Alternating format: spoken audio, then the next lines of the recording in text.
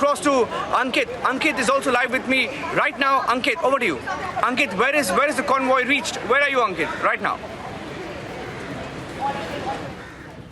Absolutely, Niranjan. We are about, I would say, 400 meters behind the convoy. There is a police car which is, I think, at the rear end of the convoy, which I can show you right now.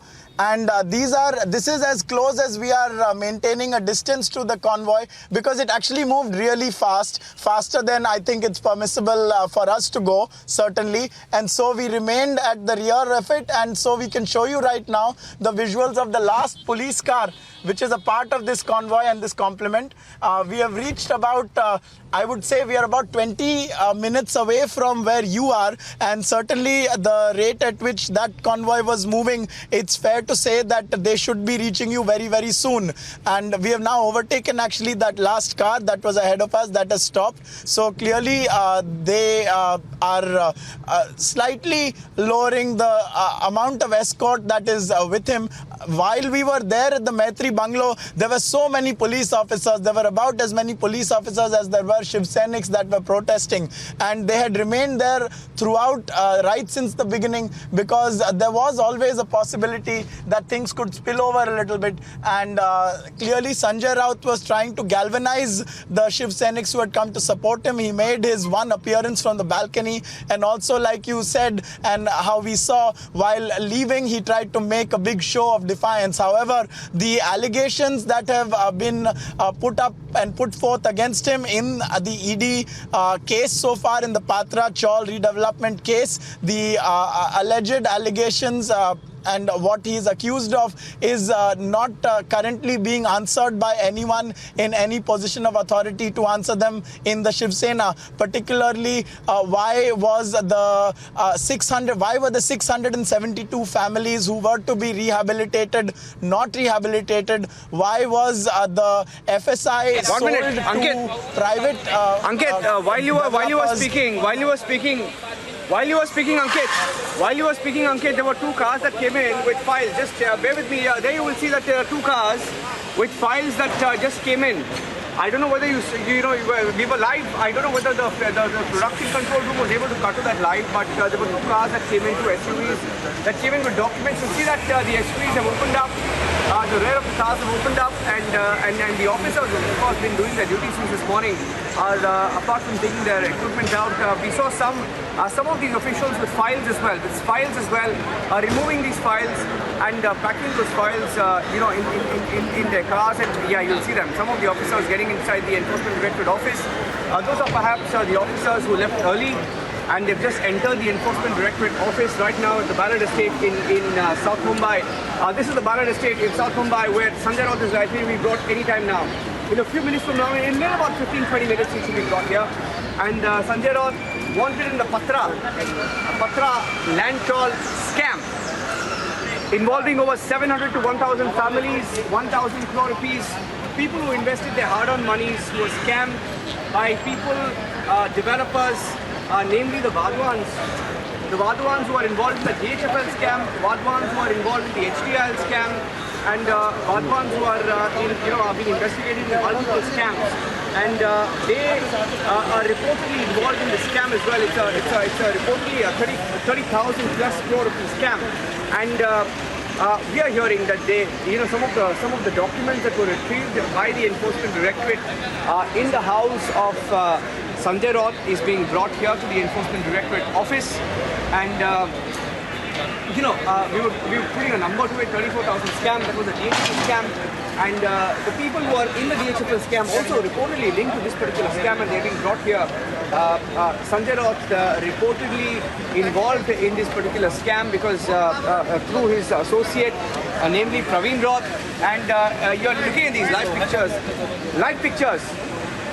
pictures from Mumbai. I'm handing it over to you to Ankit. Ankit, why don't you take it away for a few minutes? I have an audio problem. I'll just fix that.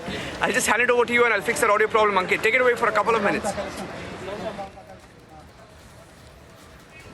Absolutely, Niranjan. We've been tracking this right since the morning. Since 7:30 is when the Enforcement Directorate officials arrived, and it's been 10 hours since then. 9 hours of it, or 9 plus, was spent in interrogation. About the last hour was when a lot of hectic things happened. Notably, it became known that he is detained in some form. The exact legal nature of what condition Sanjay Raut is under is unclear, which is why when he was taken out, it was not in a police van. In fact, it appeared as though Sanjay Raut has left and gone to the ED in his own car, because it was a luxury 4x4 and it drove away quite fast. Of course, it was doing so under the control of the Enforcement Directorate officials, and so it was taken. Sanjay Raut was shepherded away and escorted away by all those vehicles.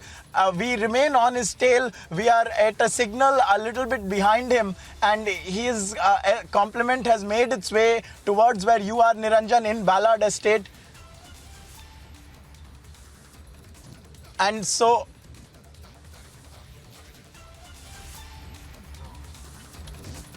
and we are on him.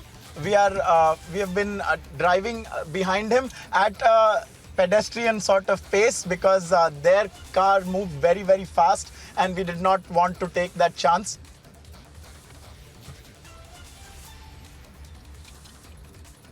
And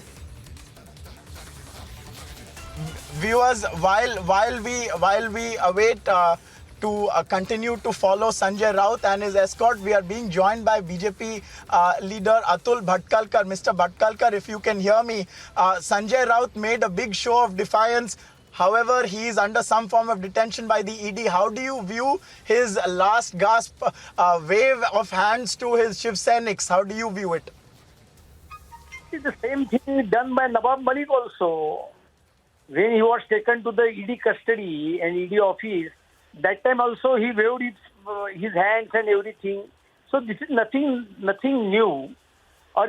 So because now fate of Sanjay Raut is sealed, because he is completely indulged in scam.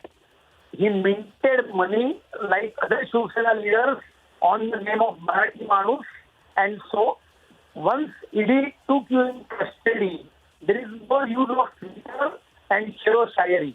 And so now he has to face hard facts, he has to face law, and law will take its own course.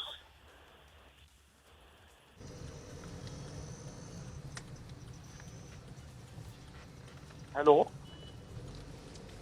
Hello? Hello? Right,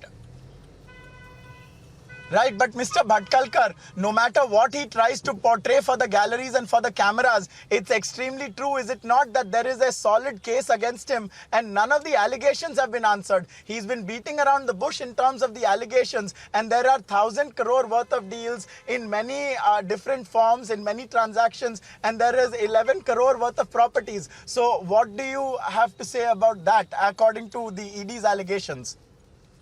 Basically, Sanjay Raut knows it very well that he has no defense, and that's why he always tried to parry the ED summons at 3 times, not only 1 time. And he was not ready. He is not in position to answer any question of ED.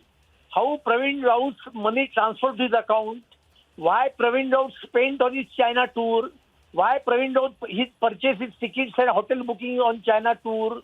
So he has no answer. Proceeds of crime is reached up to the Sanjay Raut. He enjoyed that money. That is also very fact. And so he has to go to jail and he has to face the law. There is no any other alternative for Sanjay Raut. And that's why he is telling half-truth and totally lie things to the people through Twitter. You know, but Mr. Bhatkalkar, the Shiv Sena, and I was standing there where they were protesting and they claim it's vendetta. Meanwhile, the BJP says that he should have answered the 2 summons that were issued to him. How do you view this? Should he have answered them, or, isn't there no defense? He's also tweeted right now, we are being told that Sanjay Raut has tweeted. Even now, he continues his show of defiance. We are putting up the tweet in front of you, viewers, as Atul Bhatkarkar stays with us.